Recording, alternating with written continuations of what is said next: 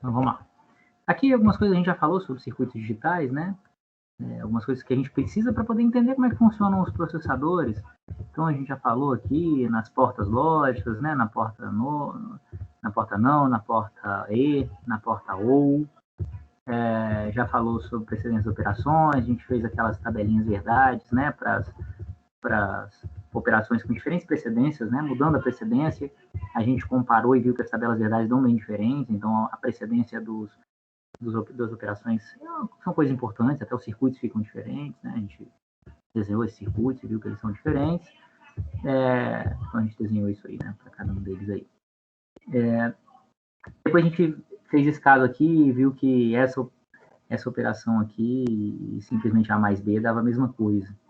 Então, né, o A ou B, a tabela verdade dava igual. Então, na verdade, era só para ver que a gente podia minimizar isso aqui na hora. Muitas vezes você constrói um circuito pensando todo numa lógica, não sei o que, por algum motivo, e às vezes aquela forma de você representar o circuito não é a forma mais compacta, a menor forma. Quanto menor a expressão, mais simples é o circuito, né? Porque cada uma dessas operações aqui se converte numa forma, numa porta, né? Eu tenho uma porta OU aqui, eu tenho uma porta E, aqui eu tenho uma porta não, outra porta E. Se isso aqui tudo pudesse ser escrito só como A mais B, eu teria uma porta só, e não esse monte de porta. O circuito fica mais simples, né? Cada porta é composta por alguns transistores, então você tem transistores a mais. Não sei se vocês já ouviram falar sobre isso, mas quando a gente está falando em complexidade de processador, a gente fala assim, esse processador tem não sei quantos mil transistores, não sei quantos milhões de transistores, e tem a ver com os transistores que são usados para poder criar essas portas lógicas, né? A gente não vai entrar aqui nesse funcionamento interno das portas lógicas, né? Mas só de curiosidade, se a gente vier aqui no Google mesmo e procurar assim, sei lá, vamos ver se eu acho aqui, porta ou transistor. Pode achar aqui um desenhozinho, deixa eu ver se acha aqui. Um desenhozinho da porta, ó, esse aqui.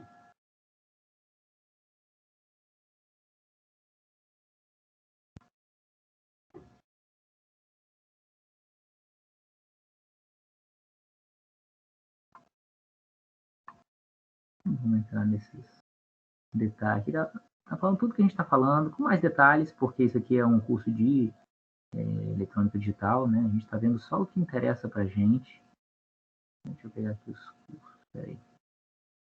Os cursos não, os cursos. Aqui, os circuitos, aqui. Olha só. Então, isso aqui é um transistor funcionando como inversor, como uma porta não, uma porta não tem um transistor. Isso aqui é funcionando como uma porta não ou, né, com dois transistores. E isso aqui é uma porta não ou. Não ou tem dois transistores também. Né? Isso aqui é uma porta não porque dá para a gente entender. Se vocês já viram o transistor, né? O transistor, quando você tem um nível de tensão aqui, ele conduz, né? Então, você coloca um nível de tensão aqui, ele conduz a corrente aqui. E quando você não coloca nenhum nível de tensão aqui, ele não conduz, né? Aqui entre o coletor e o emissor. Então, quando eu coloco um nível de tensão aqui, ou seja, eu coloco 1 aqui, que é um nível de tensão alto, esse cara aqui conduz. Se esse cara conduz, isso aqui vira um curto.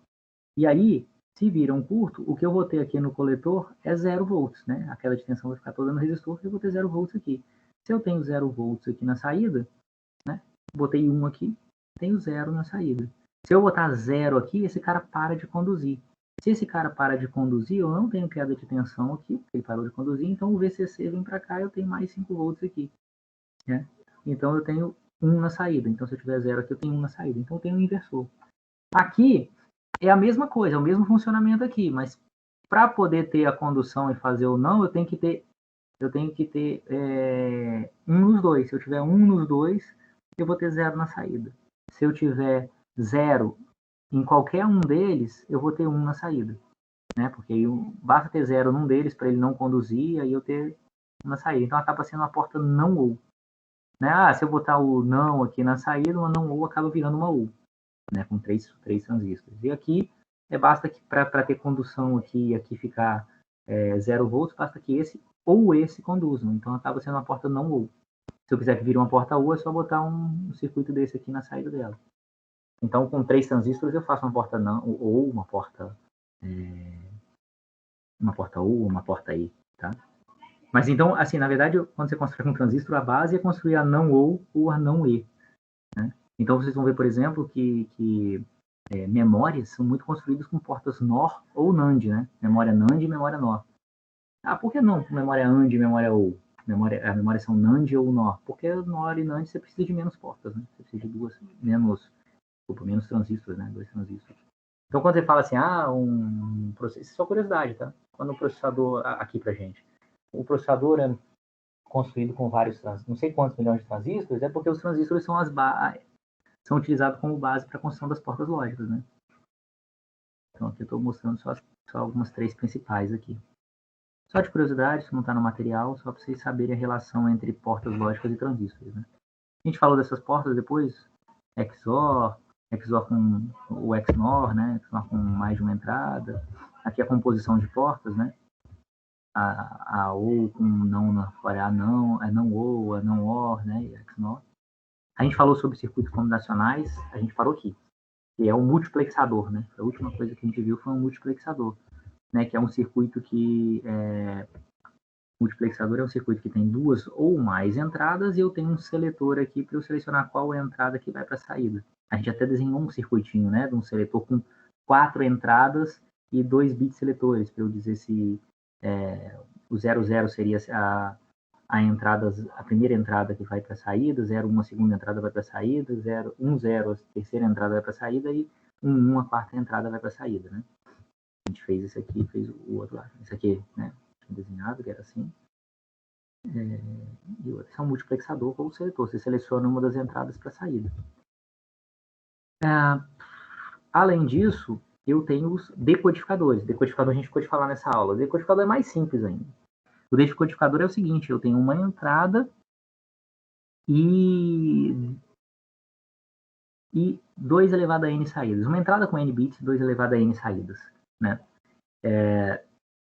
Então, na verdade, é o seguinte, a entrada vai dizer qual das saídas vai ser ativada, qual das saídas vai ficar com bit 1 e as outras vão ficar com bit 0. Então, por exemplo, nesse caso aqui, que eu tenho uma entrada e 2 saídas, se aqui ficar 0, aí fica 1 em S0 e 0 em S1, porque eu selecionei a saída 0. Se aqui ficar em 1 na entrada, essa aqui vai para 1 e essa aqui vai para 0, certo? Então, o decodificador ele seleciona uma das saídas. Pode ser representado dessa forma ou dessa forma. Se vocês olharem, a representação é exatamente o inverso do multiplexador, né? É o multiplexador espelhado. É o Covid aí, né?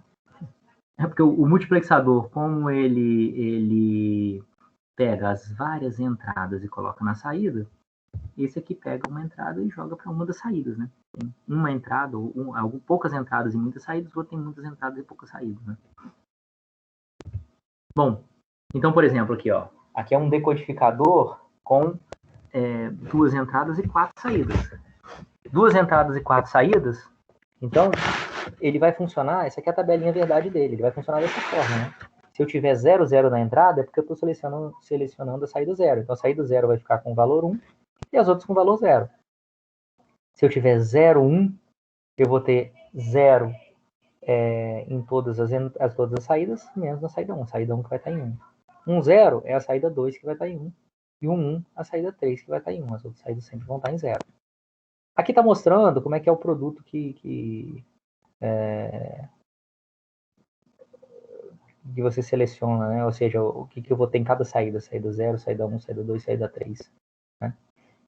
Na saída 3 eu vou ter, na saída, essa aqui, só vai ser 0 quando essa for 0, só vai ser 1 quando essa for 0 e essa for 0. Ou seja, é 0 linha vezes é 1 linha. Então, para isso aqui ser 1, tem que essa ser 0 e essa ser 0.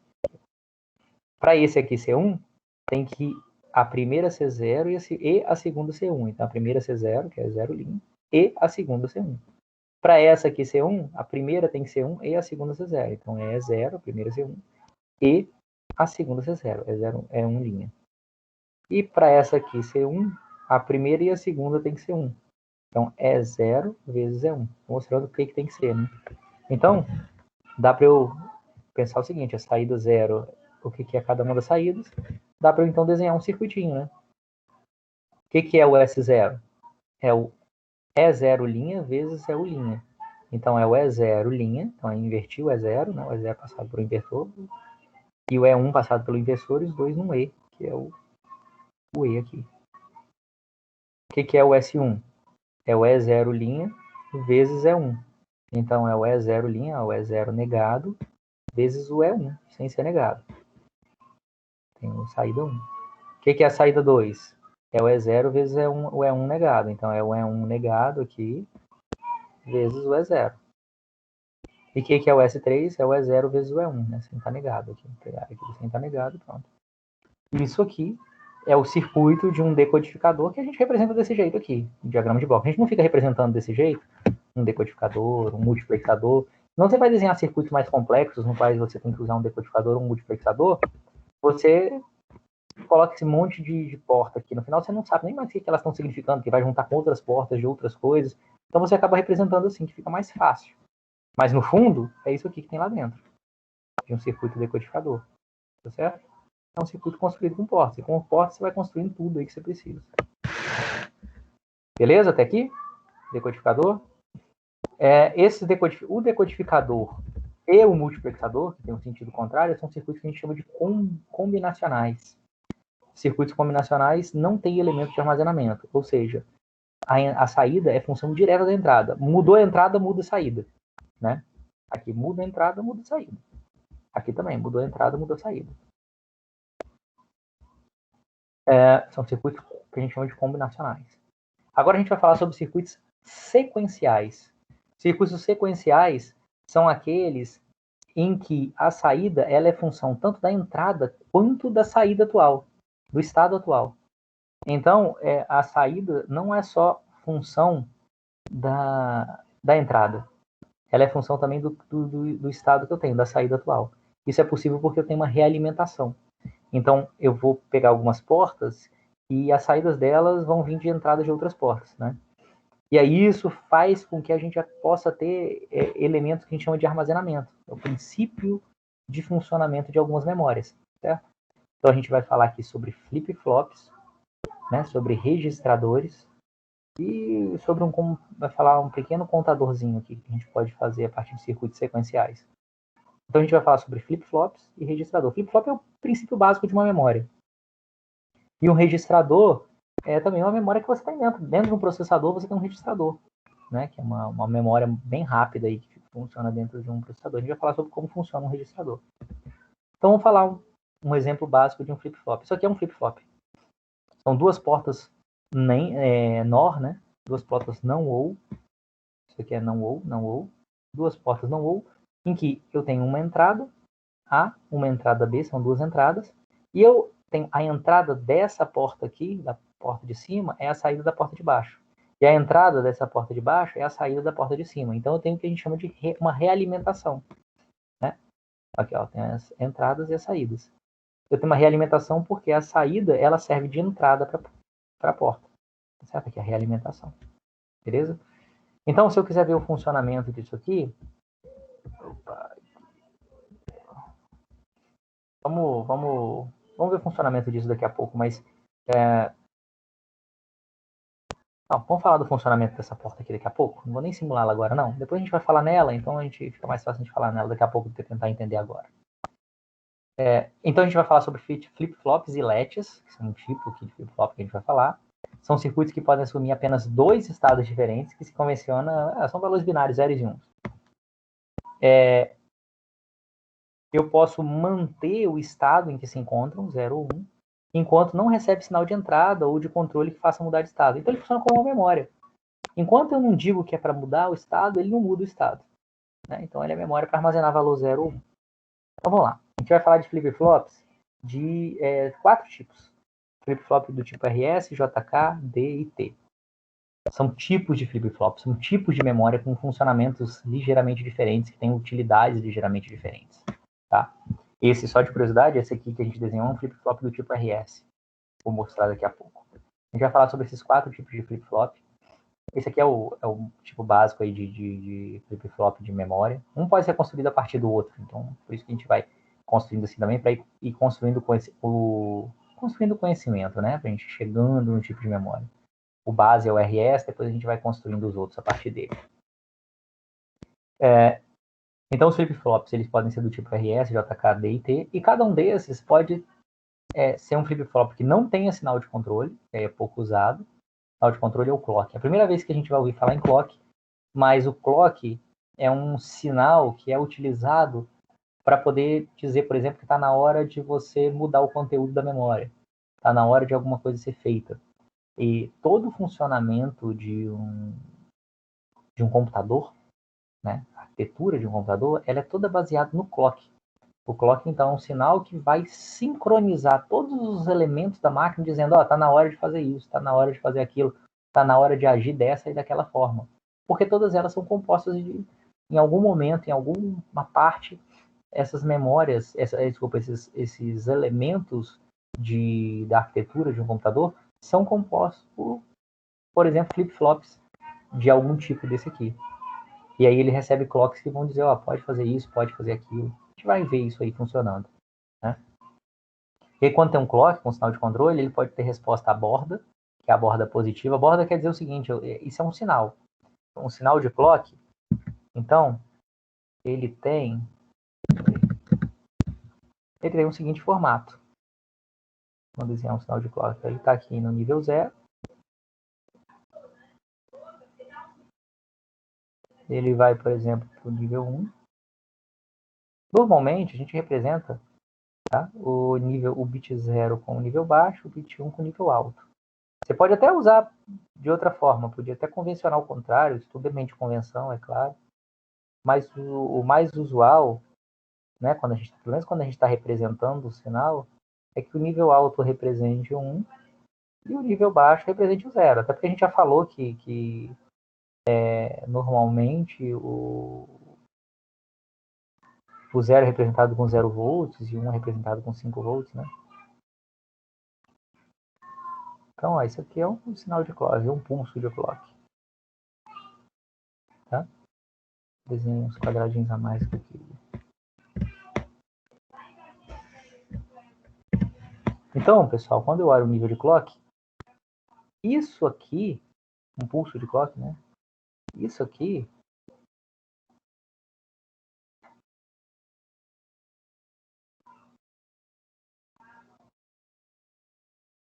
isso aí. Opa. A setinha ficou bonita, vou copiá-la aqui. Isso aqui é um nível. É um nível baixo. Isso aqui é um nível baixo. Isso aqui é um nível alto. Então, esses caras aqui, ó, é o nível alto.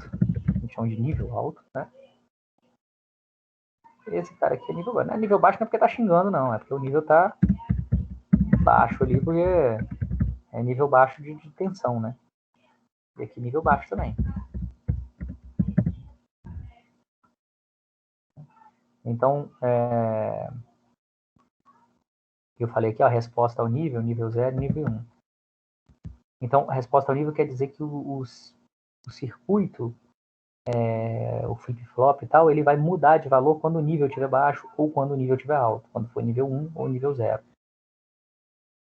E eu tenho alguns circuitos, flip-flops, que eles respondem à borda. A borda é o seguinte. Será que eu consigo girar? Não consigo girar aqui só assim, né?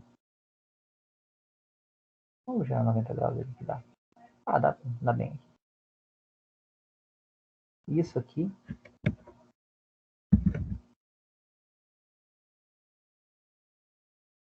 e isso aqui são as bordas. Isso aqui é uma borda de subida. Isso aqui é a borda de descida. Então, assim, o que é a borda, então? A borda é essa, é o momento em que você sai do nível baixo para o nível alto. Isso é a borda de subida, saiu do nível baixo para o nível alto. E aqui é a borda de descida, você sai do nível alto e vai para o nível baixo. Então, tem alguns circuitos que o momento em que eles mudam de estado é o momento de transição, é o momento da borda, quando você sai de um nível e vai para o outro. Então, na borda de subida, sai do nível baixo para o nível alto. da borda de descida sair do nível alto e for para o nível baixo. Então a gente pode ter alguns sinais, né, alguns circuitos que respondem à borda positiva, de 0 para 1, ou a borda negativa, de 1 para 0, borda de subida, borda de descida, né, borda positiva, borda negativa. E a resposta pode ser ao nível, né? Você muda quando você está no nível, não na hora que você está mudando de um para o outro, mas muda durante o nível. Né? Na verdade, a diferença de um para o outro é que se as coisas ficarem alterando durante o nível, tudo que está na entrada vai sendo alterado para a saída. E na borda, a borda, como ela é instantânea, ele pega tipo uma foto ali do que está na entrada e joga na saída. Então vamos lá. Vamos olhar primeiro aqui de um flip-flop do tipo RS, o primeiro deles aqui. RS porque as entradas lá que eu chamei de A e B, na verdade elas são chamadas de R e de S. É de reset e set. De set e reset. Para a gente não precisar desenhar isso a vida toda, os flip-flops são representados como um quadradinho. E as saídas são do tipo Q e Q'. Por que Q e Q'? Porque essa saída vai ser sempre um valor complementar a essa. Se essa aqui for 0, essa vai ser 1. Se essa aqui for 1, essa aqui vai ser 0. Sempre assim. Faz parte do funcionamento dos flip-flops. Você ter duas saídas, Q e Q'. Uma é o inverso da outra. Né? Sempre. Então, aqui ó, R de reset e S de set. Por que R de reset e S de set? Nós vamos olhar. Ó. Imagina que essa e essa estejam com estado 0. Então vamos. Eu gosto da gente pegar isso aqui, vou jogar lá, porque eu gosto da gente tentar entender isso aqui. Isso aqui a gente já viu como é que é. Vamos tentar entender isso aí.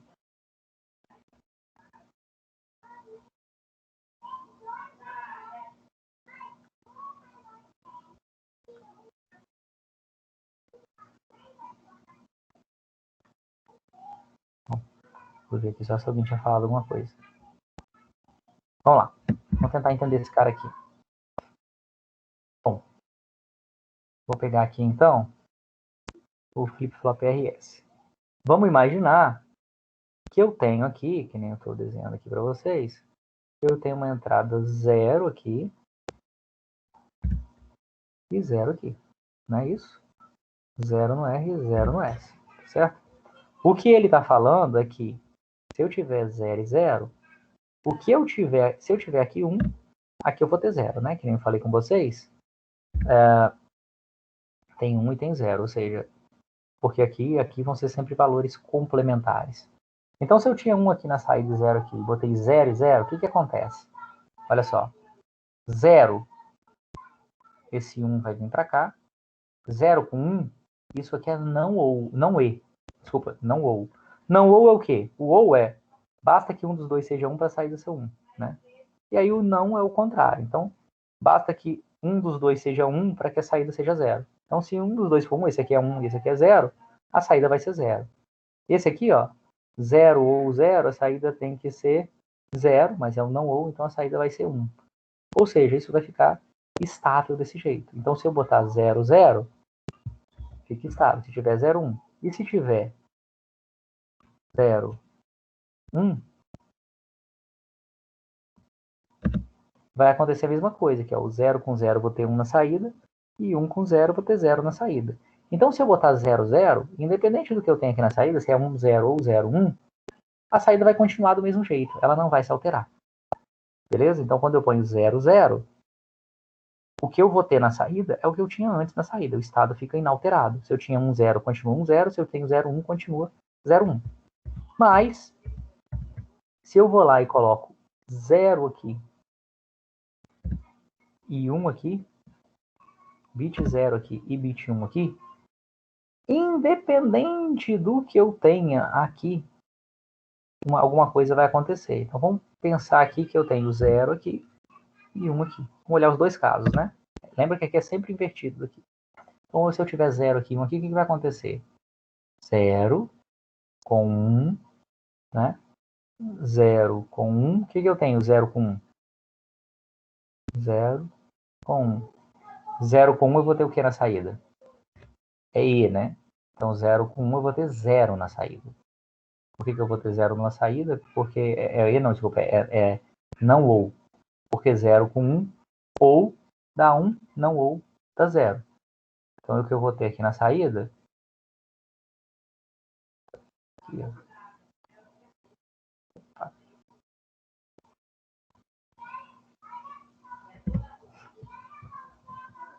0 com 1. O que eu vou ter aqui na saída é 0. E 0 com 0. O que eu vou ter aqui na saída é 1. Então, mudou o valor, né? Estava 0, 1, ficou 1, 0. Ficou 1 na saída e 0 na saída invertida. E aí, 1 com 1 dá 0 na saída, 0 com 0 dá 1 na saída. Isso fica estabilizado desse jeito. Então, quando eu coloco 1 no set, a saída vai para 1. E 0 no reset, a saída vai para 1. Vamos considerar isso aqui como a saída, né? Que é o inverso da saída. A saída vai para 1. Então, ó, se é 0 no reset e 1 no set, a saída vai para 1. Independente de como estava antes. Estava 0, 1, ele mudou para isso aqui. Se tiver isso aqui, ele vai continuar. A gente já viu que se está assim, ele continua assim, né? Beleza. Se eu faço o contrário e ponho, em vez de 0, 1, ponho 1 no reset e 0 no set, os circuitos são simétricos. Então vai acontecer exatamente o contrário, né? Se eu tinha 1 aqui, por exemplo, e 0 aqui, por exemplo, o que vai acontecer? 1 com 0 vai ser o quê? Vamos lá. 1 com 0, né? Eu vou ter... Cadê um aqui? Aqui, isso mesmo. 1 com 0, eu vou ter ou de 1 com 0 dá 1, não ou dá 0. Né? 0 com 1, eu vou ter 1 com ou, que dá 1, eu vou ter 0 aqui nessa saída. Então, eu vou ter 0 aqui nessa saída. Aí 0 aqui nessa saída, 0 com 0, ou vai dar 1 aqui nessa saída. Tá mudando, né, o valor. Não tá estável ainda não. Mudou para 1 aqui essa saída. 1 com 1, né? O ou dá 1, o não ou dá 0. Pronto, estabilizou, né? Vai ficar assim. 0 na saída principal. Então, se eu tenho 1 no R e 0 no S, eu tenho 0 na saída principal. Né? Então, o estado passa para 0. E se eu, por acaso, botar 1 e 1, imagina que eu estou assim, e aqui eu vou lá e coloco 1. 1 e 1. Se eu coloco 1 e 1, o que acontece? 1 não ou com 1 dá 0, beleza. 0 não ou com 1 dá 0. Então aqui muda para 0.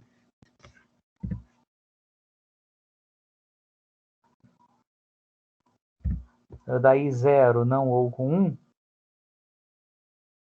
0, 0, não ou com 1, dá 0. Aí 0 não ou com 1 dá 0. 0 e fica assim, 0, 0. Só que a regra é que deveria ser o Q e Q', aqui deveria ser invertido desse. Então é uma condição de erro, porque dá uma saída que elas deveriam ser uma inverso da outra e não dá uma inverso da outra, então tá errado, tinha que estar sempre assim. Por que isso dá errado? Porque depois se eu mudar aqui, esses negócios já não vão mais valer. Então, na verdade, só essas três possibilidades que dão. Ou eu dou um set, ou eu dou um reset. Se eu der um set, vai 1 para a saída. Se eu der um reset, vai 0 para a saída. Ou então eu mantenho 0, 0, eu mantenho o estado anterior. Então, eu posso ter a possibilidade de manter o estado. É só botar 0, 0 que eu mantenho o estado anterior. Certo? Essa aqui é a diferença em relação aos outros circuitos, né? A saída depende da saída anterior também. Porque se eu botar 0, 0 na entrada, a saída vai ser o que eu tinha na saída, o que eu tinha antes na saída, depende do que eu tinha antes na saída. Né? O tipo RS eu posso implementar também com 2 portas AND, tá exatamente a mesma coisa, ou com 2 portas NOR, ou com 2 portas NAND, da mesma coisa, só que aqui a diferença é que é um RS invertido, né? Aqui está o comportamento no flip-flop tipo RS, né? O que acontece aí à medida que eu vou mudando as coisas. Aqui eu estou mostrando aqui, né? Se for pro... Aqui é a tabelinha de alterações dos valores do R e do S, e aqui só mostrando com níveis lógicos aqui, né? ao invés de mostrar com zeros e uns. É mais ou menos o mesmo, ó. Tá em 0, 0, fica o 0 na saída e 1 na saída invertida. Aí 0, 1, vai 1 para a saída e 0 para a invertida. Aí 0, 0 se mantém, 1 na saída e 0 na invertida. Aí 1 com 0, vai 0 para a saída e 1 para a invertida. Aí 0, 0 se mantém, 0 e 1. Aí 1 com 0, né? 0 na saída e 1. Tá 1 no reset, né? 0 e 0 se mantém, 0 e 1. Aí 0 e 1, opa, 1 é o 7, então vai 1 para a saída e 0 para outra. Aí 0, 0 se mantém, certo? Então você vai, sempre que você põe 0, 0, você mantém o que tem na saída. Eu posso ter o flip-flop RS com controle. O controle é o clock, que é ele que vai dizer quando que o que está aqui no RS vai ou não mudar o estado da saída. Então o clock, ele faz com que só passe para lá, né, quando aqui for 1. Né? Então, quando o clock estiver inativo, ou quando o clock for 0, o estado fica inalterado. Por que o estado fica inalterado? Porque quando aqui for 0, aqui e aqui eu vou ter 0. E se aqui e aqui eu vou ter 0, esse cara nunca se altera. Desculpa, aqui e aqui eu vou ter 1. E aqui eu vou ter 1, esse cara nunca se altera. Né? É um RS NAND. Se eu tiver no clock o valor 1, daí esses caras vão passar para lá. Daí se esses caras vão passar para lá, aí o RS começa a funcionar como ele é normalmente. Né? O 0, 0 mantém o estado, o 0, 1, o estado, a saída vai para 1, e 1, 0, a saída vai para 0. Então esse cara aqui, ele só está deixando o sinal passar para o próximo passo, ou não deixando o sinal passar para o próximo passo. Né? Que é a função que a gente usa o E, né? A gente usa o E para fazer isso. Aqui é o não E, simplesmente porque era como era NAND, eu não sei se vocês lembram que aqui era, ó, quando era com NAND, aqui era R' e S', tinha que ser invertido. Então, eu uso um NAND aqui também só para inverter de novo. Então, esse aqui é o RS mais usado, que é um que tem um clock, que eu digo quando que eu quero que o que está na saída possa ou não mudar o que está na entrada, possa ou não mudar o que está na saída. Né? Aqui eu já mostrei para vocês, borda negativo, borda positivo, nível 0 e nível 1, né? Já me adiantei ali no desenho. E aí você tem essas representações aqui, ó. Nos circuitinhos, lógico, você acaba representando desse jeito. Quando eu ponho assim, quando o clock está com esse sinal, é porque ele responde, é uma porta que responde à borda positiva. Ele vai deixar passar na borda positiva, o que está aqui para cá. Quando é assim, deixa passar na borda negativa. Quando está assim, sem aquela setinha, é porque ele é sensível ao nível. Né? É o que a gente chama de latch. Isso aqui é um flip-flop. Flip-flop é sensível à borda, quando é sensível ao nível é um latch. E aqui com a bolinha é sensível ao nível 0. Qual a diferença de sensível, então, à borda e sensível ao nível? É que aqui, ó, o valor de RS, eles interferem, eles alteram o valor das saídas só durante a transição, só nesse instante, no momento específico da transição. Então, isso é um flip-flop. Seja a transição positiva ou na transição negativa. Aqui, ele altera o valor do Q durante todo o momento do nível. Então, o nível, ele demora mais. Ele não é um instante de tempo, ele é um intervalo de tempo. Então, se nesse intervalo de tempo o valor de RS ficar alterando, o valor de Q também vai alterar. Aqui não dá tempo o valor de RS ficar alterando, porque é um instante de tempo, é uma fotografia momentânea. Então, quando é sensível à borda, é o que a gente chama de flip-flop. Quando é sensível a um nível, é o que a gente chama de latch. Então, ele pode ter alguma instabilidade, alguma variação de estado aqui, porque o RS está mudando durante o nível. Aqui não vai ter instabilidade, porque ele vai pegar uma fotografia no momento da borda, no momento da transição. Isso pode ser útil algumas vezes, o flip-flop, e o latch pode ser útil algumas vezes também. Entendeu? A gente falou no flip-flop do tipo RS, tem um outro flip-flop que é o D, do tipo dado. Ele é mais simples do que o RS. Ele é um RS que tem uma negação. Então, ele tem uma entrada só e duas saídas. Então, o R é o D negado, o S é o D. Do jeito lá. Então, aqui eu vou ter um RS sempre com... Nunca vai ser 0, 0. Sempre vai ser 1, 0 ou 0, 1. Então, quando no dado tiver 1, esse aqui vai ter 1 e esse aqui 0. 1, 0 é o 7. Então, a saída tem 1. Quando aqui tiver 0, aqui que vai ter 1 e aqui vai ter 0, é um reset, a saída vai para 0. Então, o flip-flop do tipo D, o dado que está aqui vai para a saída sempre que o clock disser. Então, sempre que o clock tiver, ele vai... É uma memória. Sempre que o clock... Se botar no clock aqui, que é para poder ativar, nesse caso aqui é um clock com nível negativo, sempre que o nível do clock estiver negativo, o que está no D vai para o Q. E o Q' vai ficar invertido, né? Então, ele vai armazenar. Acabou isso aqui, pronto. Eu posso mudar o D à vontade, o clock está em positivo, não vai interferir no Q. Então, a memória, eu armazenei esse dado, até que o clock fique negativo de novo, e aí eu posso alterar o dado, certo? Então, é uma memória, né? Enquanto o clock está inativo, não importa o que tem no D. Qualquer coisa que tiver no D, o Q vai se manter. O Q vai ser o Q T mais 1, né? Porque no tempo mais 1, vai ser o Q que eu tinha antes. E quando o clock fica ativo, o que tem o que tem na entrada D vai para a saída naquele momento. Esse é o flip-flop do tipo D. É uma memóriazinha, né? Aqui é o circuito de um flip-flop do tipo D. É igual o flip-flop do tipo RS, mas com esse um sendo a negação do outro, né? Aqui é um flip-flop sensível ao nível, que a gente desenhou. Aqui é sensível à borda. O circuito é um pouquinho mais complicado, não vou entrar nos detalhes dos circuitos, mas você vê que o sensível à borda, ele precisa de mais portas, né? Então acaba precisando de mais transistores, né? Fica mais complicado um pouco o circuito. Um flip-flop do tipo JK, ele é o seguinte, ele, enquanto está 0, 0 na entrada, a saída se mantém inativa, né? Ou então se o clock não estiver inativo. O clock é sempre assim, né? Se o clock é ativo é o que ele funciona, se o clock está inativo, ele não funciona. A saída se mantém, independente do que tem na entrada. Aqui, se o JK estiver em 0, a saída se mantém também. Se o J tiver 0 e a saída tiver 1, né? A saída vai para 0. Se o J tiver 1 e a saída tiver 0, a saída vai para 1. Na verdade, a saída é o que tem no J, né? Agora, se tiver 1 e 1 na entrada, lembra que no RS funcionava assim também. Só que no RS, se tivesse 1 e 1, não podia nunca ter 1 e 1, senão dava uma indeterminação. No JK, se tiver 1 e 1, o que ele vai fazer é inverter a saída. Se aqui no Q eu tinha 0, o Q vai virar 1. Se o Q tinha 1, o Q passa a virar 0. Então ele inverte a saída, né? O flip-flop do tipo JK.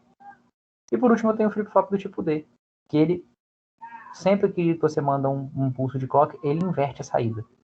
Então o clock está zerado, né? Enquanto o clock está inativo, né? Que aqui nesse caso aqui é o clock no nível 0, o estado de saída não se mantém. Se eu coloco nível 1, nesse caso aqui, a saída se inverte naquele momento. Então, se eu tinha 0 aqui, vira 1, se eu tinha 1 aqui, vira 0. É um toggle, eu mudo a saída. Para que serve isso? Para que serve um flip-flop? Ele não está armazenando nada, ele está sempre mudando a saída. Ele serve para a gente fazer um contador, por exemplo. Vou mostrar daqui a pouco um contador de tempo. Certo? Que para os computadores, por exemplo, é importante. Você tem alguma coisa que conte o tempo. Né? Então, eu vou mostrar para vocês um contadorzinho simples que é feito com um flip-flop do tipo T aqui. Alguns sinais de controle adicionais que podem ter. Como é que você pode botar sinais de controle adicionais? Até agora, por exemplo, eu no JK. No JK aqui, eu coloquei o clock, o J, o K e tal. O clock a gente viu como é que faz, né? Se for um latch, a gente coloca desse jeito aqui. Se for um flip-flop, é esse circuito aqui. Então a gente viu o que é um clock. Além disso, eu posso botar mais essas outras portas. É comum ter isso aqui. O DC7 e o DC reset. É para colocar o flip-flop no estado 0, forçar ele para o estado 0, forçar ele para o estado 1. Né? Para forçar ele inicialmente. Quando você coloca isso, é simplesmente algumas portas a mais que você tem que ter na implementação do flip-flop. Né? Às vezes é muito comum também na saída você colocar um E aqui para você... Você tem um pino aqui que carrega e um pino aqui de leitura, para dizer assim, eu quero ler a saída. Ou não quero ler a saída. Né? Bom, continuando aí no uso dos flip-flops, né? A gente pode usar os flip-flops para poder implementar memórias. Então, por exemplo, isso aqui é uma implementação, né, de uma memória de vários bits. Né? O flip-flop do tipo P, do tipo D, a gente viu, é uma memória de 1 bit. Ou seja, o que eu ponho na entrada, quando vem um pulso de clock, vai para a saída. Então, armazena 1 bit. Se eu colocar vários flip-flops do tipo D, um do lado do outro, se eu colocar 4 aqui, por exemplo, eu tenho uma memória de 4 bits. Por quê? Porque na hora que eu coloco um clock aqui, no clock aqui esse, e ligo todos os clocks juntos, na hora que eu dou um pulso de clock aqui, né, ele vai fazer com que está em D aqui vá para Q, o que está em D aqui vá para Q, o que está em D aqui vá para Q, o que está em D aqui vá para Q. Ele vai armazenar esses 4 bits nessas 4 saídas Q aqui. Então eu tenho uma memória de 4 bits. Então esse pino aqui vai servir para poder carregar, para poder pegar o que dá na entrada e jogar na saída. Quando que ele vai ler as entradas, então? Quando você botar, quando tiver na borda superior, né, na borda de subida. Por que borda de subida? Porque isso aqui representa a borda. E a de subida porque não tem a negação aqui. Então quando tiver na borda de subida do clock, tudo que está em D vai para Q, tudo que está nesse D vai para Q, o que está nesse D vai para Q, o que está nesse D vai para Q. Ele armazenou os 4 bits, então que eu tinha em D aqui, nos 4 Ds. E quando eu colocar o bit 0, aqui é 0 porque 0, porque aqui está a negação. Então quando eu colocar o bit 0 nesses DC resets aqui, ele vai zerar, vai botar os Qs todos em 0, independente do que tinha antes. Ele vai zerar todos os bits, todas as saídas da memória. Vai dar uma zerada na memória. Isso aqui serve para zerar a memória. Então eu tenho aqui uma memória de 4 bits. Aí se eu quiser uma memória de 8 bits, eu vou ter a mesma coisa, só que mais 4 flip-flops aqui do lado. Ah, memória de 64 bits. Vou ter 64 desses um do lado do outro. Eu consigo armazenar 64 bits. Beleza? Ah, eu quero armazenar esses 64 bits. Ah, eu quero agora armazenar de novo por cima, escrever por cima desses 64 bits.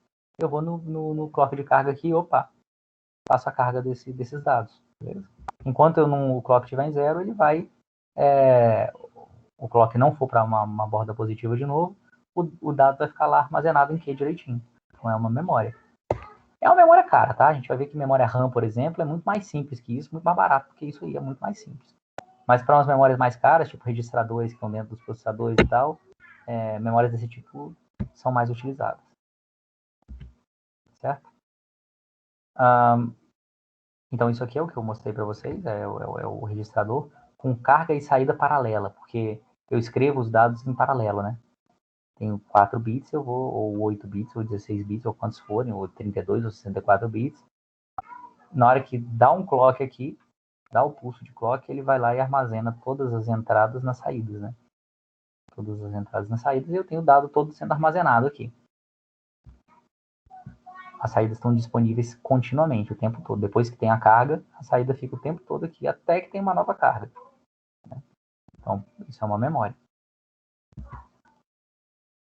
Bom, tem um outro tipo de registrador, que a gente chama de registrador de deslocamento. O registrador de deslocamento ele tem alguns usos, né? Vocês vão ver depois aí, até alguns casos, até em programação a gente usa, às vezes, registrador de deslocamento. O registrador de deslocamento é aquele, ó, que eu sempre que tenho a carga, o que vai acontecer quando eu tenho a carga? Essa entrada, o bit de entrada vai para a saída Q. O que eu tinha na saída Q está na entrada D do outro, então vai para outra saída D. O que eu tinha na saída D vai para outra, então os bits vão se deslocando. Isso só funciona direito, né?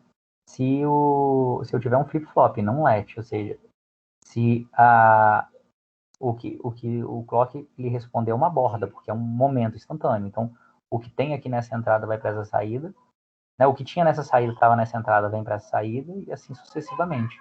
E aí se eu tinha aqui aqui, se eu tinha aqui 1 e agora eu tenho 0 aqui, se eu tinha 1 nessa saída e agora aqui eu tenho um 0, esse 1 vai para outra saída e esse 0 vem para cá. Então os bits vão todos se deslocando, por isso que é um registrador de deslocamento, né? Então eu tenho uma entrada e eu tenho uma saída, a gente chama serial, porque o que está entrando aqui, ele só vai sair aqui, o bit que está entrando só vai sair aqui depois de alguns clocks, porque ele vai sair daqui e vir para cá, esse bit, depois ele vem para cá, depois vem para cá, até que depois ele vem para cá, depois ele vem para cá para a saída, certo? Então eles vão deslocando os conteúdos para a direita, né? Ele é uma memória, mas é uma memória serial, é uma memória em que os bits vão saindo um a um lá na saída. Pode ter algum uso, depois a gente mostra que tipo de uso que isso aqui pode ter, né? Eu posso ter com carga serial e saída paralela, né? Vou jogando os dados aqui. Isso é útil quando você está transmitindo dados. Você você transmite os dados, os bits, você quer transmitir um número de 8 bits. Você transmite os números, primeiro o primeiro bit, depois o segundo bit, depois o terceiro, quarto, quinto, sexto, sétimo e oitavo. Então você transmite um bit de cada vez. É uma transmissão que a gente chama em série. Qualquer transmissão funciona assim. Então quando você recebe os bits em série, você pega os 8 bits lá que você recebeu, por exemplo, e pega o primeiro bit, joga para cá, e aí pega o segundo bit, aí o primeiro bit vai vir para cá, e o segundo bit vai vir para cá. Aí o terceiro bit, quando ele vem para cá, o segundo veio para cá, e o primeiro veio para cá. Aí no final, quando você está no oitavo bit que veio para cá, o sétimo está aqui, o sexto, o segundo está aqui, o primeiro está aqui. Aí quando acabar os 8 bits, aí você lê os 8 bits aqui. Opa, você lê os 8 bits em paralelo, lê o número de 8 bits que você transmitiu. Então você vai colocando eles aqui e depois lê tudo de uma vez em paralelo. Certo? Então isso é registrador aqui, deslocamento com saída paralela, é muito usado para você receber dados numa transmissão. Numa transmissão serial, que pode acontecer numa rede ou que pode acontecer internamente, no USB, por exemplo, dentro do computador. Né? O USB é um Universal Serial Bus, é um barramento, que a gente vai ver, barramento é uma via de comunicação entre os periféricos, é um barramento universal porque foi criado para ser um padrão universal serial. Então ele transmite os bits assim, de forma serial. Quando ele chega no destino, por exemplo, é um HD externo para USB, por exemplo, então o computador manda dados para irem para o HD externo, o HD externo tem lá dentro um registrador de deslocamento desse tipo, porque ele vai recebendo os bits, ele vai colocando os bits aqui e depois ele lê os bits, os 8 bits de uma vez, os 32 de uma vez, para poder armazenar no HD. Tá clara essa ideia, pessoal? Isso aqui é usado nesse tipo de transmissão. Então tem seus usos, né? Não é numa memória, né? Num registrador, numa memória de armazenamento. Um registrador, de novo, o registrador que a gente viu primeiro, que é o registrador paralelo, esse aqui, ele é usado dentro de um processador mesmo, tá? Um dado que você vai armazenar temporariamente dentro do processador, variáveis que são usados dentro do processador. Já esse aqui é bastante usado para comunicação entre elementos que façam transmissão serial, por exemplo, o USB, né? Voltando aqui no exemplo que eu falei. E eu posso usar um registrador de deslocamento também para ter um contador binário. Se eu quiser implementar um contador binário, né? Olha só o que acontece. Essas setinhas estão mostrando quando o valor 0 vira 1. Ó, isso aqui é um contador binário. O que é um contador binário? Como é que eu conto em binário? Primeiro é 000, depois é 001. Depois de 001 eu tenho o quê? Eu sempre vou somando 1, né? Para contar, né? Então quando eu somo 1 eu tenho o quê? Tenho 0 aqui e vai 1.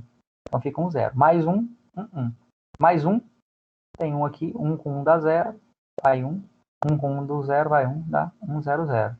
100, o próximo é 101, depois é 110, né? Porque somou aqui vai 1. Então 10, depois 11. Somei 1 aqui, vai 1, vai 1, vai 1, 100. 1001, 1010, 101, 1100, 101, 1011. E quando chega isso aqui, volta para o começo, 000 de novo. Então, se a gente olhar aqui, ó, quanto que eu tenho mudança de bit de 0 para 1?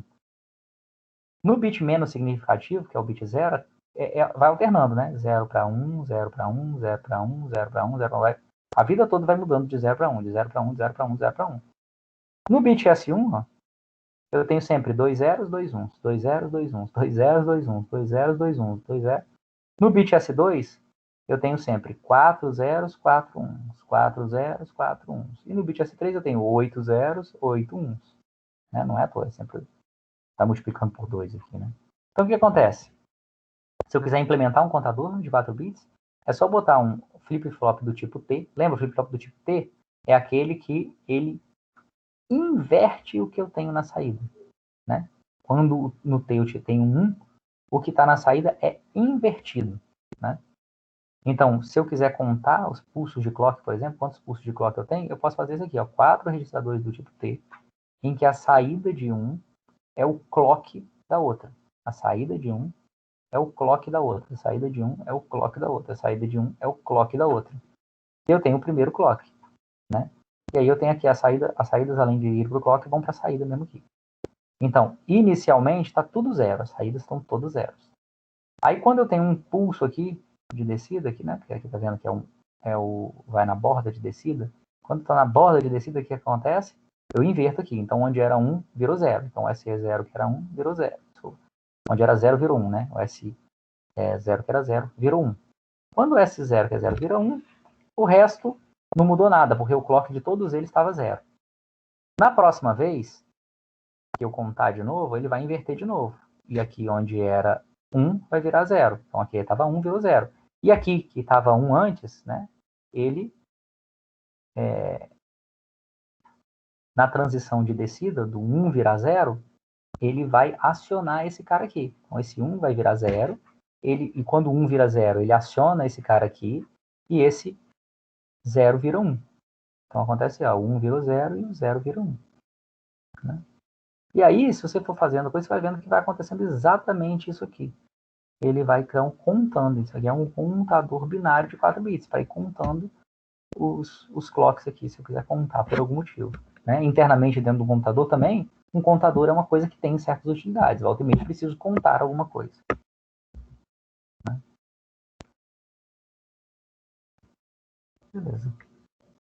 Se eu quiser, eu posso zerar meu contador no meio da contagem aqui. Basta eu jogar o bit 0 aqui, botar em nível 0 aqui, o zerar aqui, eu vou resetar ele todo, vou resetar o contador, vai ficar 0, 0, 0, 0 na saída. Reseto o meu contador. Beleza? Bom, por último, mas não menos importante, a gente pode pegar tudo isso que a gente falou até agora, né, e tentar botar isso tudo dentro de um circuito só, integrar os caras todos, né, e construir uma unidade aritmética e lógica, ou unidade lógica aritmética. Tem alguns textos que chamam de unidade aritmética e lógica, que seja UAL, e alguns chamam de unidade lógica aritmética. Isso é o coração de um processador. Isso é a base do funcionamento de um processador. E a representação de uma unidade lógica aritmética, ou aritmética lógica, é isso aqui. É como se fosse esse V aqui, né? Esse símbolo aqui, ó, que eu tenho assim, assim. São duas entradas para uma saída. Essas entradas, X e Y, uma saída S. Né? Essas entradas, elas estão aqui, esse cortadinho aqui, N, está dizendo que aqui, apesar de ter uma entrada, não é um bit só, não. São N bits. Depende de quantos bits é a minha unidade aritmética lógica. Então, por exemplo, vocês já devem ter ouvido falar que os processadores que a gente tem hoje são processadores de 64 bits. O que significa dizer que um processador é de 64 bits? Significa dizer que ele faz operações com dados de 64 bits. Ele soma números de 64 bits de uma vez. Ele divide, multiplica, subtrai números de 64 bits de uma vez. Ele faz e, ou, or, não, de bits de 64 bits de cada vez. Né? Então, nesse caso, essas entradas aqui teriam 64 bits de entrada, 64 bits de saída. Processador de 32 bits teriam 32 bits de entrada, 32 bits de saída. Beleza? Bom, esses unidade aritmética lógica, então essa que a gente está começando a construir aqui, ela por enquanto tem 4 operações. A operação E, tem 4 operações. Operações de soma, add é soma. A operação E, ou e não. A operação não é um não, simplesmente inverte os bits. Então eu vou pegar, se eu tiver 64 bits, eu vou inverter cada um dos 64 bits. A instrução E, ela vai pegar bits desse cara aqui e bits. A operação não, ela só, apesar de ter 2 entradas, ela só usa uma das entradas, a outra entrada ela ignora. Então, uma das entradas ela vai negar, né? E a saída vai ser uma das entradas negada, com os bits todos invertidos. A E, ela vai fazer E bit a bit. O bit menos significativo desse número com o bit menos significativo desse, o bit mais significativo desse com o bit mais significativo desse. Ou seja, o bit 0 com 0, 1 com 1, 2 com 2, 3 com 3, até o bit 31 com o bit, no caso 64 bits, até o bit 63 com o bit 63 desse aqui. E vai ter o resultado aqui de todos os bits. A mesma coisa com o, né? Como que funciona uma unidade lógica aritmética dessa? No fundo, a gente vai pegar tudo aquilo que a gente viu até agora, do e e do ou e não. O add, a soma, a gente não viu ainda não. Vou falar na soma daqui a pouquinho. Vai pegar cada uma dessas aqui e colocar todos eles juntos num circuito só. Tá certo? E aí eu uso um seletor. Lembra do seletor? Vou voltar um pouquinho. Registrar 2. dos registradores aqui, dos flip-flops, a gente falou do seletor, que é o multiplexador. Ele tem vários circuitos, ele vai selecionar um desses circuitos só. Então, a unidade lógica aritmética, ela tem várias operações que ela executa todas ao mesmo tempo, e só uma delas vai para a saída da unidade lógica aritmética. Então, tem um seletor no final para selecionar qual das operações que efetivamente vai para a saída da unidade lógica aritmética. Então, na minha unidade lógica aritmética, eu vou fazer essas 4 operações com os bits de entrada, mas só uma delas vai para a saída. Eu tenho um seletor para selecionar qual delas que vai para a saída. Tenho 4 operações, então eu preciso de um seletor de 2 bits, né? Se o seletor, por exemplo, for 00, eu estou selecionando essa operação. Se o seletor for 01 é essa, se for 10 é essa, se for 11 é essa aqui. E é selecionado, por exemplo. Né? Tá, eu sei como fazer o E, eu sei como fazer o OU, eu sei como fazer o não. Mas como que eu faço o ADD? Como que eu faço uma soma? Como que eu somo esse número com esse número? Eu já sei somar números binários, né? Eu mostrei para vocês como é que soma um número binário. Mas como que eu faço um circuito para somar números binários? Então vamos lá. Primeiro vamos ver o meio somador e depois o somador completo. Eu vou fazer primeiro uma soma de um somador de 1 bit, tá? Para ser mais fácil. Depois a gente melhora ele para botar mais bits no somador. Então primeiro eu vou ver um somador de 1 bit, porque um somador de 1 bit é fácil da gente ver. Imagina que eu tenho duas entradas, né? Entrada A e B. Então vamos somar 2 bits. 0 mais 0 dá o quê? Se eu somar 0 mais 0, dá 0 na saída. 0 mais 1 tem que dar 1 na saída. 1 mais 0 tem que dar 1 na saída. 1 mais 1 tem que dar 0 na saída e vai 1. Né? Em nenhuma dessas outras operações vai 1, mas nessa aqui tá 0 na saída e vai 1. O vai 1 está aqui nessa saída C, que é C de carry. Carry quer dizer carry out, quer dizer vai 1. Certo? Carry out é vai 1, carry in é vem 1. Então é vai 1. O C aqui. Então, olha só, eu tenho duas saídas. Saída S, que é a saída da soma, e a saída C, que é do vai 1. Então, pela essa tabela verdade aqui, ó, quando que a soma vai ser 1? Quando esse daqui ou esse exclusivamente forem 1. Quando os dois forem 1, dá 0. Então, só é 1 se A é 1 e B é 0, então se A é 0 e B é 1. Né? Então, esse aqui é o ou exclusivo. Então, a minha soma, meia soma, é simplesmente um ou exclusivo. Que é a representação, lembra, do ou exclusivo. E o meu vai 1, ele só vai ter vai 1 quando A e B forem 1. Então, vai ser uma porta E. Então, pronto aqui. Esse aqui é um meio somador. São duas portas lógicas só. Um ou exclusivo e uma porta E. Isso aqui eu posso pegar e representar desse jeito aqui, é um meio somador. Eu tenho 2 bits. Na saída eu tenho a soma e o vai 1. Por que a gente representa assim, em vez de ficar sempre representando assim, que são só duas portas? Porque se eu quiser botar vários meios somadores e tal, eu não preciso representar as várias portas. Eu ponho assim, que é mais fácil. Mas são essas duas portas só aqui dentro. Né? Dá para ver isso, não é muito difícil da gente ver isso. E eu tenho o somador completo. O que é o somador completo? Por que isso aqui a gente chama de meio somador? Porque eu somo 2 bits, ele me dá a soma e me dá o vai 1. Mas quando eu estou fazendo uma operação de mais bits, eu preciso de ver a soma de 2 bits, eu tenho que ter o vai 1, mas eu tenho que ter o vem 1 também. O que é o vem 1? Vamos fazer um desenho aqui. Vamos desenhar. Desenhando, né? Mais fácil a gente entender.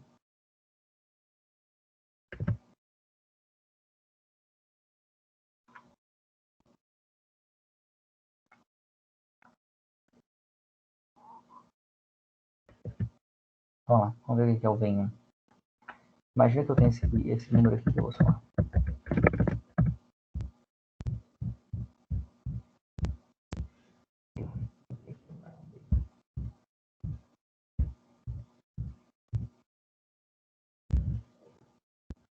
Sei lá. Eu vem 1, então vou botar um número menor. Vou somar esses dois caras aqui. Vamos ver se somando esses dois caras aqui vai dar o que eu quero. Acho que vai, hein? Vamos lá. Vou somar esses dois caras aqui. 1 mais 1 dá o quê? 1 mais 1 dá 0, né? E eu tenho um vem 1. Eu tenho um vai 1, né?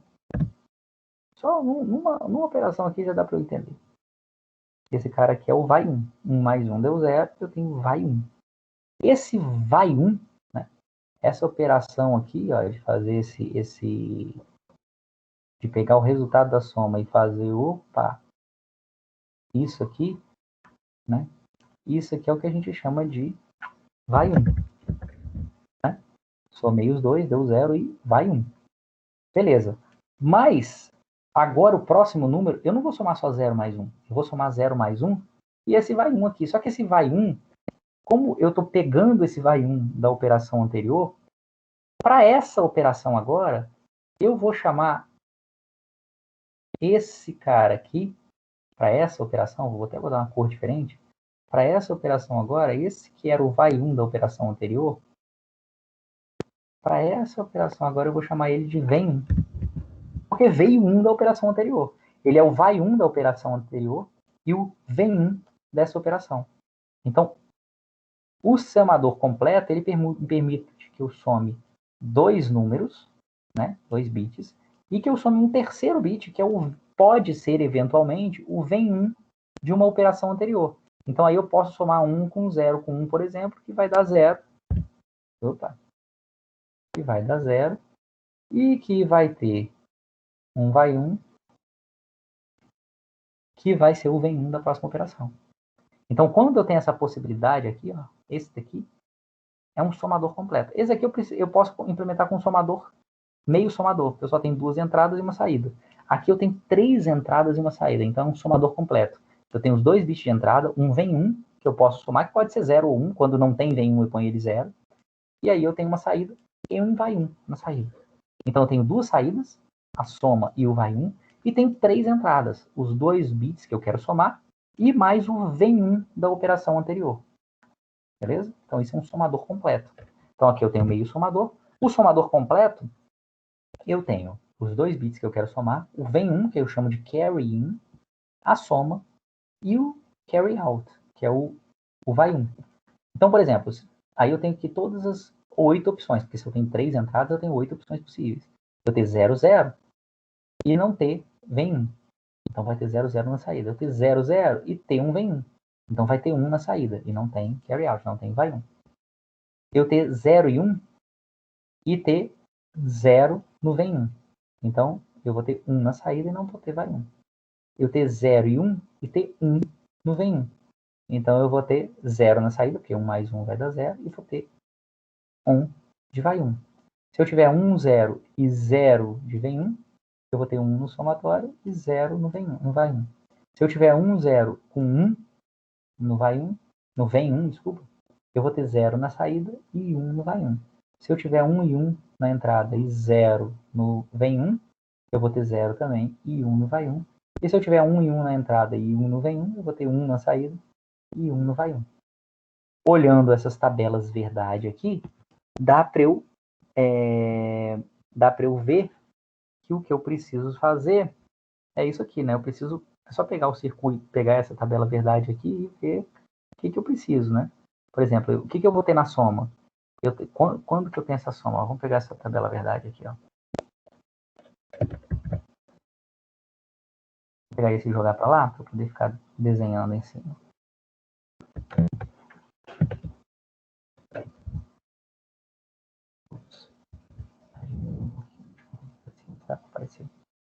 Tá diminuindo um pouquinho. Vamos fazer diferente. Não deu muito certo puxar tudo de uma vez, não. Vou puxar um de cada vez, porque aí eu consigo espremer mais um para caber lá.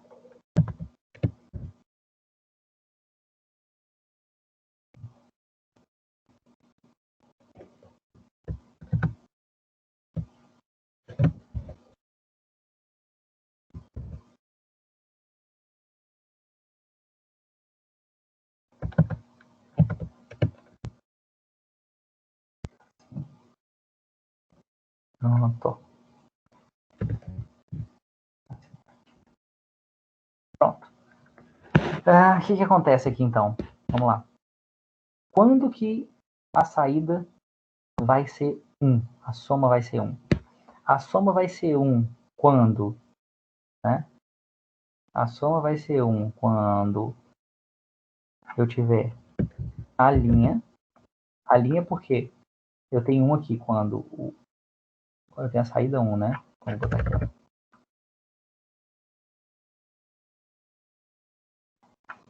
A minha saída, ela é 1 quando A for negativo, né? A for 0, eu saída 1 tem aqui nessa linha. Quando A for 0, B for 0 e C for 1, né? Então A linha vezes B linha vezes C. Ou então quando A for 0, B e C for 0. Ou então quando A linha B e C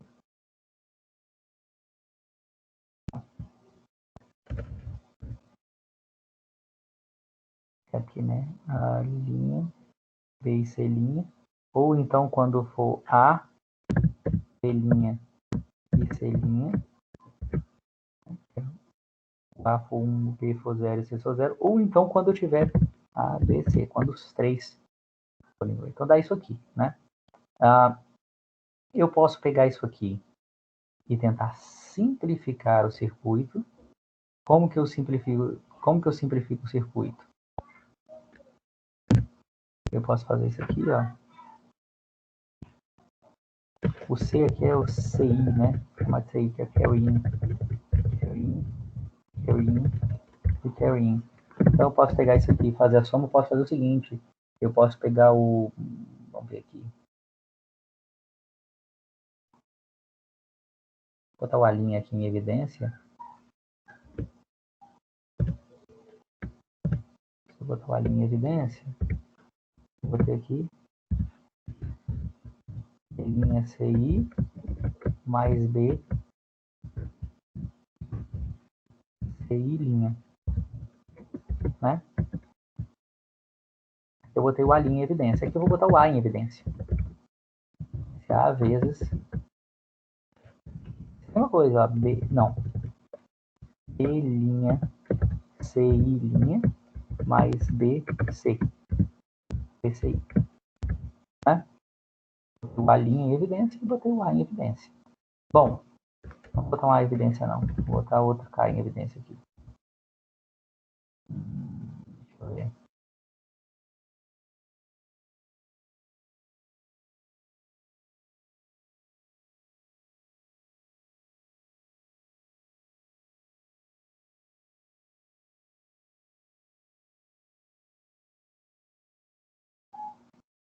Vou botar o B' em evidência. Deixa eu ver se eu botar o B' em evidência. Não tem B' em evidência, né? É o A que tem que ser em evidência mesmo. Então acho que é isso mesmo. Então tá. Então aqui eu fico assim. A linha. E aí, olha só. O que é B'? Isso aqui é ou ele vai ser positivo quando? Quando o B for 0 e o C for 1, ou quando o B for 1 e o C for 0. Então isso aqui é o ou exclusivo. Então isso aqui é B' ou exclusivo. B ou exclusivo C', né? B ou exclusivo C'. Por que é B ou exclusivo C'?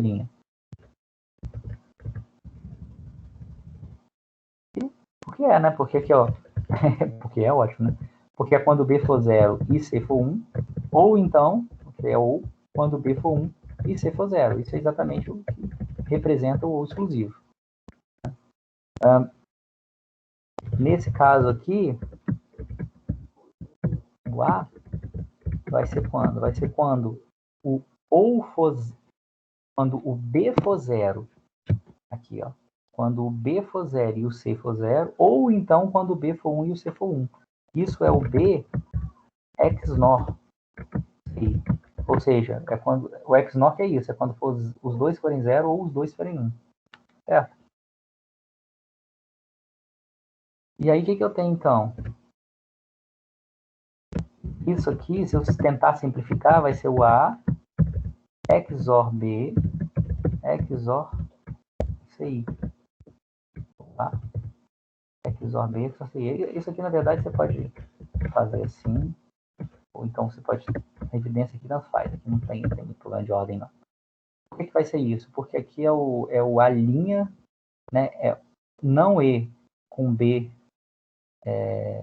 XOR CI, ou então A com B XNOR CI. Né? O B XNOR CI é como se fosse isso aqui, ó. Isso aqui, ó.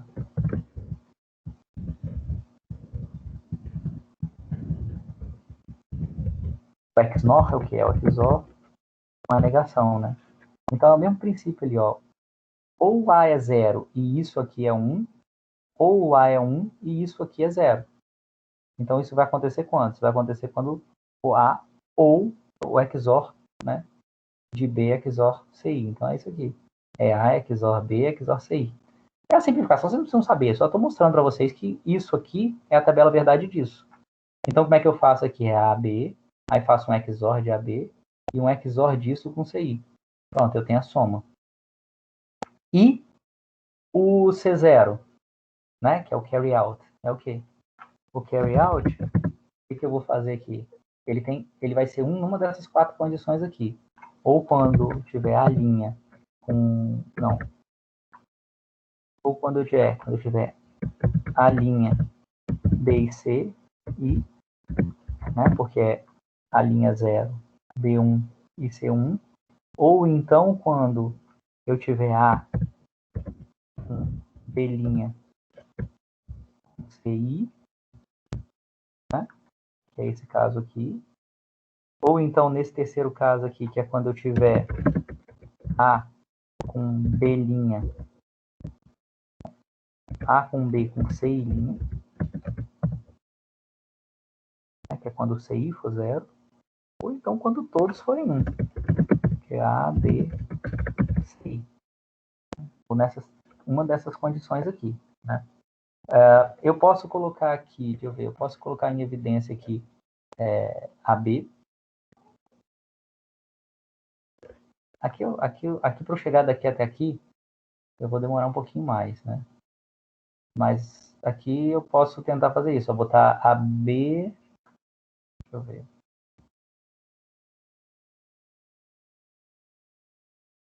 Eu posso botar AB em evidência.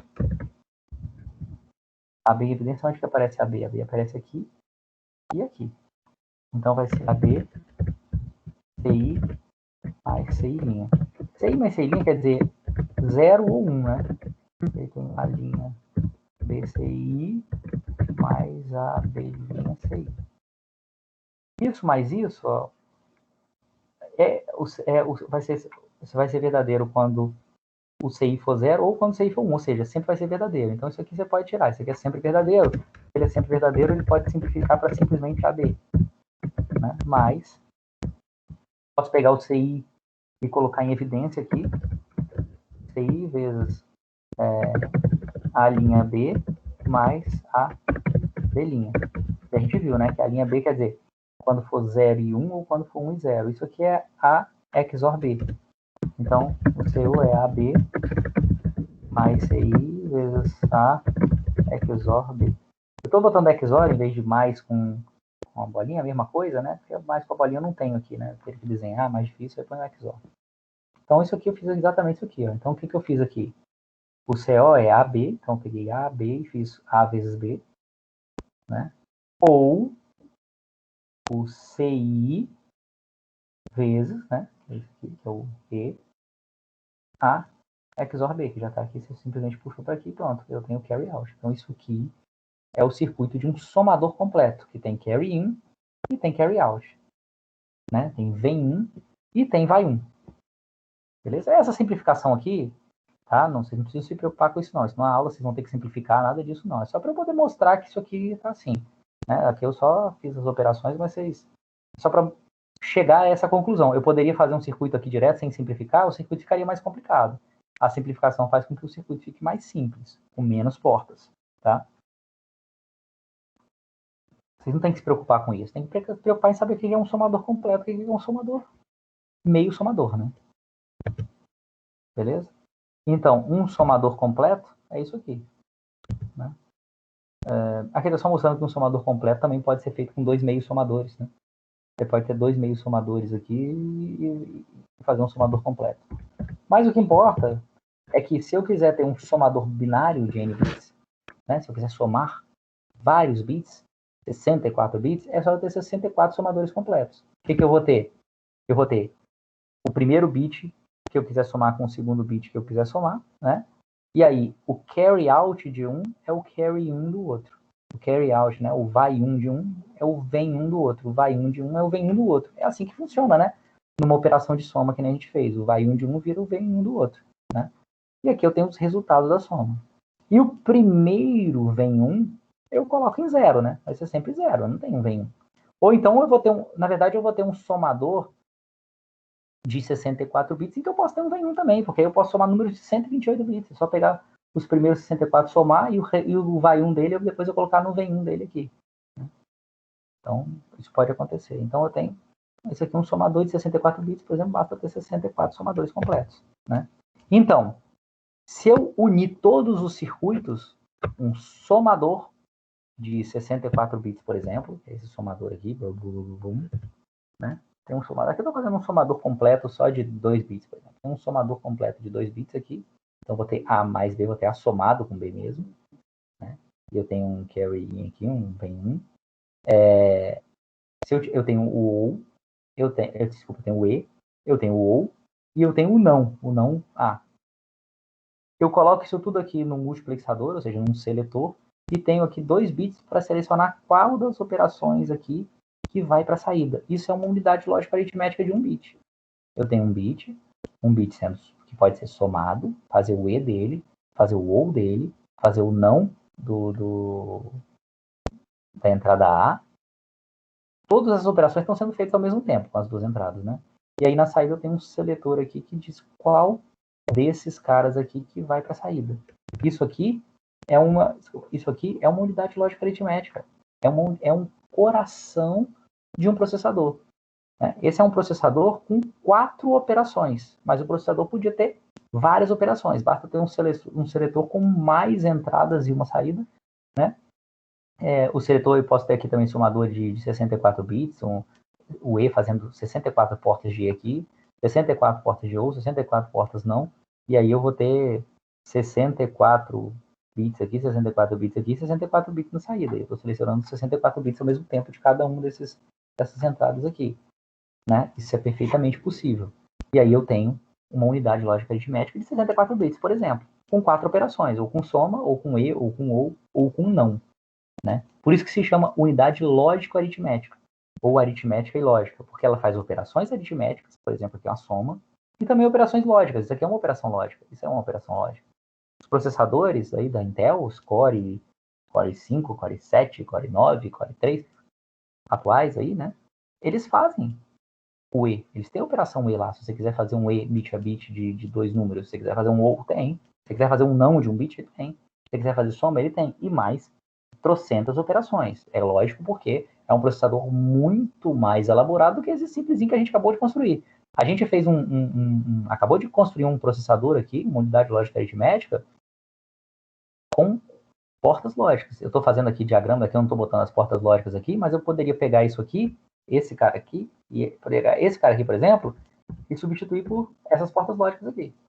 Eu poderia pegar esse cara aqui e substituir, vou voltar bem lá para trás, poderia, não, esse aqui não, poderia substituir por essa porta lógica. Na verdade, o de 4 a gente até construiu ele, né? Um pouquinho mais de portas do que isso aqui. Mas é só pegar ele e substituir lá naquele diagrama de blocos. A gente desenha com um diagrama de blocos, porque senão começa a ficar muita porta, eu começo a confundir que porta está fazendo o quê. Quando eu vou fazendo com diagrama de blocos, isso aqui eu sei construir com portas lógicas, isso também. Então eu consigo construir um circuito desse aqui, se eu precisar, certo? E fazer uma unidade lógica aritmética funcional com 4 operações. Beleza? Tá claro, pessoal? A unidade lógica aritmética que eu construí aqui?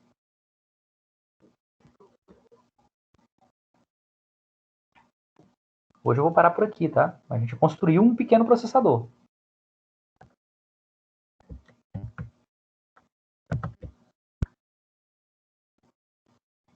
Deu para entender, pessoal?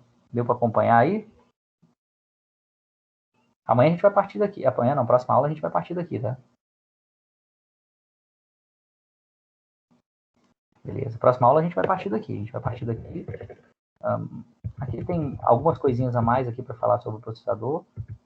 Mas antes, aqui a gente vai falar um pouquinho de memória, mas antes de falar de memória, eu vou pausar um pouquinho e vou falar um pouquinho mais sobre isso aqui, para a gente entender um pouquinho mais sobre o processador. Beleza? É legal porque vocês começam a ver como que um processador funciona a partir de portas lógicas digitais, né? E a gente vai ver como que, eu quero só mostrar o básico na próxima aula, de como a partir daquele circuito ali eu consigo fazer um programinha simples. Aí como que funcionam os programas, né? Como que você pega de um programa lógico e você consegue ele implementar com portas lógicas, com portas físicas, né? Que no final são circuitos físicos, né? Então na próxima aula a gente vai tentar pegar aquela unidade lógica aritmética que a gente fez aqui e fazer um programinha simplesinho para ela, tá bom? Como é que poderia ser um programa simples para ela? O que significa um programa? Beleza? Deixa eu fazer aqui Faltam 2 minutinhos. Dá tempo de eu fazer uma chamada rápida, sem avançar muito. Vocês ficarem livres para ver o paredão falso aí, né? Sei que vocês estão doidos para ver o paredão falso. Ó, o professor viciado em Big Brother já sabendo que tem paredão falso hoje, né? Deixa eu pausar a gravação aqui, né? Não precisa ficar gravado aí que eu sei que vai ter paredão falso, né?